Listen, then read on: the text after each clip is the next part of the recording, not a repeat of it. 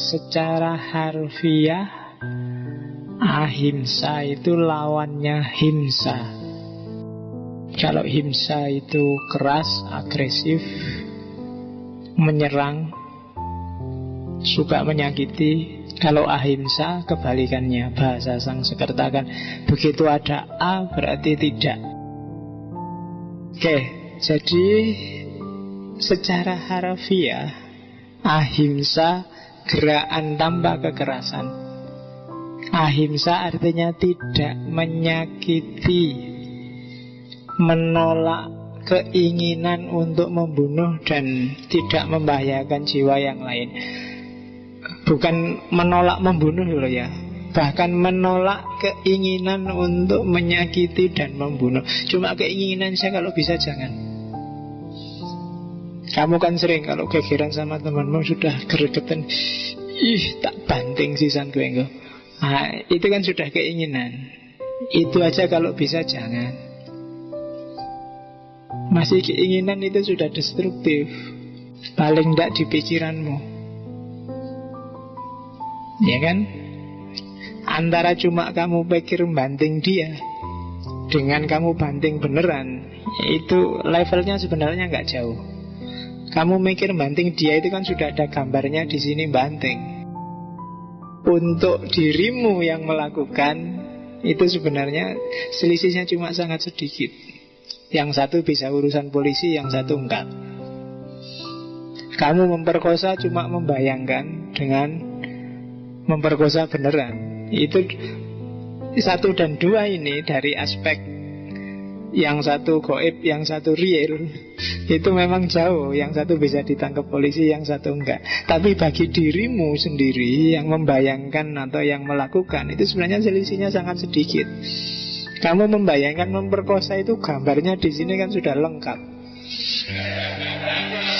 Ya kan? Gambar sampai lengkap. Itu podo wae kuwi.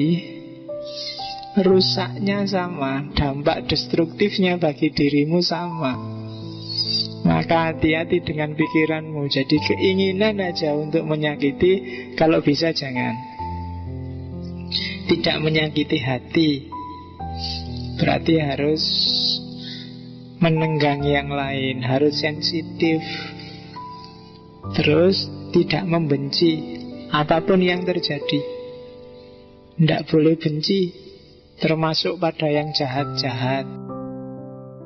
Karena benci itu bukan dia yang defisit, tapi kamu. Orang yang kamu benci itu loh tidak ngerti apa-apa. Aku benci setengah mati padamu, kamu kan gak terasa apa-apa. Jadi yang sakit di sininya, yang sumpek gak bisa tidur, itu kan kamu yang benci. Yang dibenci gak ngerti, kecuali kamu terus ngirim SMS ancaman apa mau cegat di tengah jalan, itu urusan lain. Tapi kebencian itu sendiri sudah merusak kamu yang punya rasa benci. Ngapain kamu habiskan energimu untuk dia yang ketawa-ketawa dan kamu sendirian sumpek? Terus tidak membuat marah, tidak nyari keuntungan sendiri dalam hubungan apapun dengan orang lain. Dan yang terakhir, tidak memperalat serta mengorbankan orang lain. Itu konsep ahimsa, anti kekerasan. Katanya Gandhi, ahimsa itu seperti dua sisi mata uang dengan satyagraha. Tidak mungkin orang bisa satyagraha kalau tidak ahimsa. Tidak mungkin orang bisa hidup dan memperjuangkan kebenaran kalau dia sendiri suka kekerasan. Jadi dia kayak saudara kembar, katanya Gandhi. Terus dari mana sih ahimsa itu? Ahimsa ya dari Hindu sebenarnya, dari Upanishad. Kalau di Upanishad, manusia itu cenderung punya karakter konflik dan keras. Namanya ada Satripu. Satripu itu ada 6 godaan, ada 6 ujian yang harus dihadapi oleh manusia. Yang pertama nafsu, yang kedua keserakahan, ambisi, yang ketiga amarah, yang keempat kemabuan, yang kelima kebimbangan, yang keenam iri. Batinmu itu tiap hari digoda oleh 6 hal ini. Dan 6 hal inilah sumbernya kekerasan dan konflik. Kalau setiap orang bisa mengatasi 6 ini, percayalah tidak ada konflik yang tidak selesai. Kalau nafsu tidak kamu jadikan raja, kamu nggak akan gegeran dengan orang lain. Kalau ketamaanmu terkontrol, kamu nggak akan tabrakan sama orang lain. Kalau amarahmu bisa kamu kuasai, tidak akan ada masalah. Kalau kemabuan itu maksudnya keterlenaan,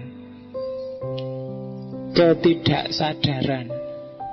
Kan sekarang banyak orang yang tidak sadar, melakukan sesuatu seolah-olah itu penting bagi dia tidak sadar bahwa itu tidak penting sama sekali. Kemabuan, keterlenaan, kamu nggak sadar. Kebimbangan, mikir itu bagus, terlalu banyak mikir, terlalu banyak pertimbangan untuk hal yang sudah jelas, yang lahir kebimbangan. Kayak kamu bangun malam, sholat malam itu bagus, tapi begitu bangun kamu mikir, enaknya sholat enggak ya? Kok adem ya? Ya kan? Untuk hal yang sudah jelas benar dan bagus, nggak usah terlalu banyak pertimbangan. Yang jelas jelek juga nggak usah terlalu banyak mikir. Hati-hati, pikiran bisa menjebak. Untuk yang sudah sangat jelas, nggak usah dipikir lagi. Kebimbangan, dan itu musuhmu, bisa melahirkan konflik, bisa melahirkan kekerasan. Dan yang terakhir iri. Iri ini sangat manusiawi. Tidak ada orang yang tidak iri. Mungkin pada temannya, mungkin pada saudaranya, mungkin pada artis-artis. Kalau lihat infotainment kan kamu sebelnya setengah mati.